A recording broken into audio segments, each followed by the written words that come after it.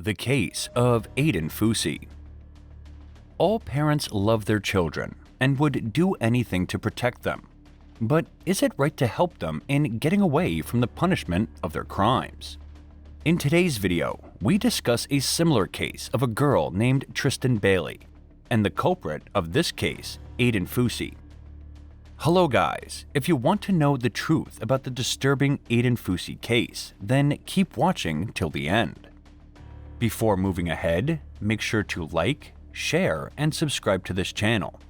And don't forget to hit the bell icon so that you remain notified with the upcoming latest videos. Without further delay, let's get straight into the video. Background. On Friday, May 7, 2021, cheerleader named Tristyn Bailey is seen at the Durbin Crossing food truck Friday event along with fellow classmates. Tristyn's mother reported that the parents of the friend drove Tristyn and the friend to the event and picked her up afterward. Now moving on to Saturday, May 8, 2021, at 10:51 p.m.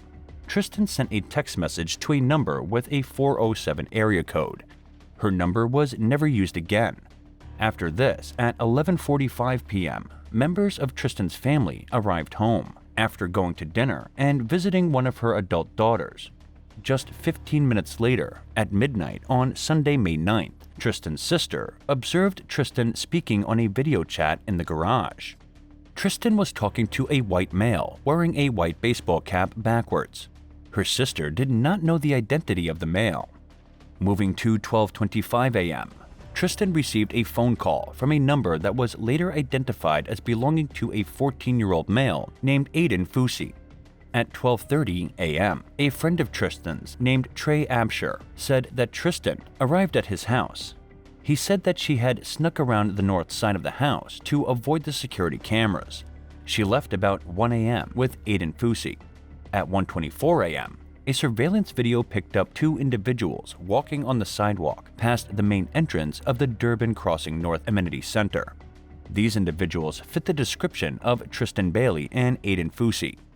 At 1:45 a.m., two subjects were spotted on another surveillance video, walking east on the sidewalk of Saddlestone Drive toward a pond. Again, it appeared as though the individuals were Tristyn and Aiden. At 3:27 a.m., that same surveillance camera picked up one subject who looked like Aiden walking west. The individual was carrying a pair of white shoes. At 9:40 a.m., Tristyn Bailey's family members discovered she was missing. Tristyn's mother called 911 at 10 a.m. Tristyn missing. After talking to Tristyn's friend Trey and hearing about Aiden Fucci, the police go to talk to Aiden. He said he was with Tristyn just like Trey indicated. After leaving Trey's house, they walked to North Durbin Parkway. Aiden said that Tristyn then turned to go toward her house, and he continued walking north along the parkway. He arrived at his house between 3 and 3:30 a.m. The police weren't buying Aiden's story. According to his timeline, it took him about 2 hours to walk from Trey's house to his house, but the two houses were only about 1.4 miles apart. Aiden decided to change his story, now claiming that he and Tristyn continued to walk on the parkway together. Aiden made an advance toward Tristyn in the form of kissing her. She grabbed him and rejected his advances. Aiden became angry. He pushed her to the ground and he struck her in the head in the process. Aiden walked away from Tristyn as she was on the ground. He was not sure if she stood back up because he had been smoking marijuana. Aiden said that Tristyn probably met up with her drug dealer after he walked away from her. Aiden was advised of his constitutional rights. He invoked these rights and did not make any further statements. At 6:06 p.m., the police received a call from a man who was jogging who said he found the body of a female. Investigation. The body was located 80 feet from a retention pond on Racetrack Road. She had been stabbed 114 times. There were injuries on the back, neck, arms, and hands. The body was identified as Tristyn Bailey. At the crime scene, the police located Tristyn's cell phone, a vaping device, a $20 bill, a bottle of Powerade, and shoe impressions.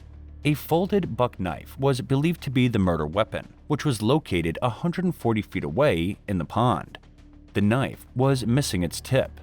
That tip was located in Tristyn's scalp. There was also a handprint on Tristyn's leg. At 8 p.m., Aiden was picked up for questioning. The police found a folded knife with a blue handle. An officer inspected a knife but didn't think it was suspicious or important, so he gave it to Aiden's father, Aiden Fucci. Evidently, Jason placed the knife on the bumper of his truck but forgot it before he drove away. The knife was lost. Aiden was in an interview room with his father, Aiden Fucci, and his mother, Crystal Smith. Jason and Crystal told him not to talk to the police until his attorney arrived. But the room they were in was recorded with both video and audio. An unusual exchange occurs. Crystal indicates that Tristyn was found in their neighborhood. Aiden asked her if she was good. Crystal said no, she's dead. That's why it's very important. It's all on you right now. Aiden responded, "How is that my problem?" His parents then admonished him for posting a Snapchat while he was in the back of a police car that afternoon. His parents said they were receiving threats because of the post. Jason and Crystal both continued to question Aiden, asking him where Tristyn went after he left her. Did they kiss? Was his DNA on Tristyn? Why were his shoes off in the surveillance footage?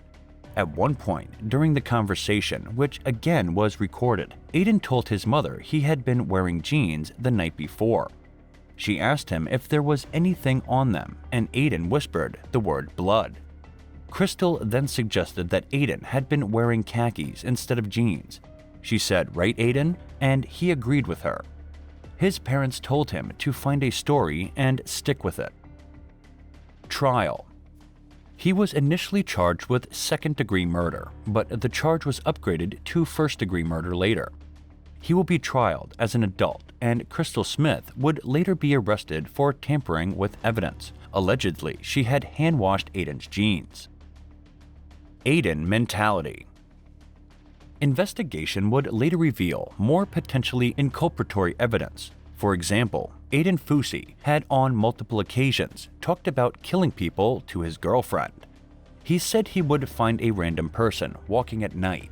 He would drag them into the woods and stab them. Aiden's girlfriend also said that Aiden would sneak up behind her with a knife and pretend to cut her throat. This happened a few times. She said that Aiden claimed to hear voices in his head when he was angry. The voices would state that he was worthless and a disappointment, and go on to tell him to kill people when he was angry. Aiden's cousin said that Aiden once told her that he might go to jail for something big at some point during his life. Aiden would talk to his friends about 2 knives that he owned. One of those knives matched the one found in the pond. The police searched the residence where Aiden lived. They found bloody clothes and bloody sneakers, 8 pocket knives, a handmade shank, and sheath for a folding buck knife, and drawings depicting satanic images and violence perpetrated against women. A friend of Tristyn said that Aiden had no feelings toward anyone or himself. She would say that he was the type of person you would see as a murderer. He just doesn't care. The police caught up with Tristyn's drug dealer, the one who Aiden indicated that Tristyn must have left with after he walked away from her. The drug dealer denied having anything to do with her death, and the police cleared him of any wrongdoing. Perhaps he had an alibi, like maybe he was dealing drugs. So guys, what do you think about today's video? I hope you liked the recap. If you want more recaps on different murder cases, then please do mention them in the comment box. This is all about today's video. Guys, do give this video a thumbs up. Also, subscribe to the channel so you don't miss any of our next murder cases. Goodbye for today. Peace.